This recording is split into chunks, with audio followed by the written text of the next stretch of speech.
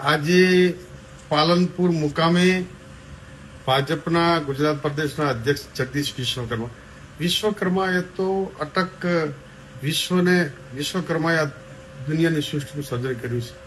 એ અટકને લાજે મરાવે એવું અને એમ કે છે કે બનાસકાંઠાનો હું દીકરો છું, એના પનોતા પુત્ર. અરે પનોતા પુત્ર તરીકે ગૌરવ હોવું જોઈએ, પરંતુ ભાષાની મર્યાદા હોવી જોઈએ. આજે દુઃખ લાગે પનોતા પુત્ર નહીં, પનોતી પુત્ર છો તમે. આજે બનાસકાંઠાની ધરતી એ ગૌરવ અને ખમીરવંતી ધરતી ઉપરથી પાલવ એ સ્ત્રીઓ માટે મર્યાદાનું પ્રતીક છે.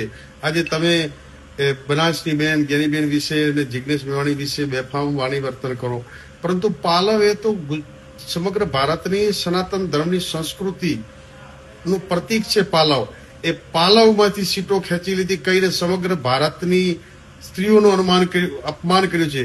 ગુજરાતની તમામ બેન દીકરીઓનું અપમાન કર્યું છે. હવે ગુજરાત પ્રદેશના અધ્યક્ષ ભાજપના એ વિશ્વકર્માને કહું છું, તમને બોલવામાં વિવેક ના ગુમાવો. આ ગુજરાતની તમામ મહિલાઓનું બેન દીકરીનું અપમાન કર્યું. તમે પાલવ શબ્દ વિશે જે ખરાબ ભાષામાં બોલ્યા છો અને તમે સીટો એ આવી ગઈ તો એના ઉન્માદ બનો. 30 વર્ષથી બનાસકાંઠામાં સામ્રાજ્ય કોંગ્રેસનું જિલ્લા પંચાયત તાલુકા પર એક વખત આવી ગઈ એટલે ઉછળ કૂદ ના કરો, વીજળી આભામાં ખાવે ગધી પાટું હોય કાઢે, આવું વર્તન ના કરવું જોઈએ.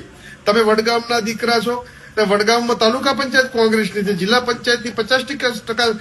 તમે જ્યાં ગુજરાત પ્રદેશમાં એવું કહો છો કે હું બનાસકાંઠા ગુજરાત પ્રદેશની જવાબદારી, તમે જે વિસ્તાર હોમ ટાઉન વડગામમાંથી આવો છો એ વડગામની તાલુકા પંચાયત જિલ્લા પંચાયત કોંગ્રેસ આ રીતે ગુજરાતની તમામ બેન દીકરીનું અપમાન કર્યું છે.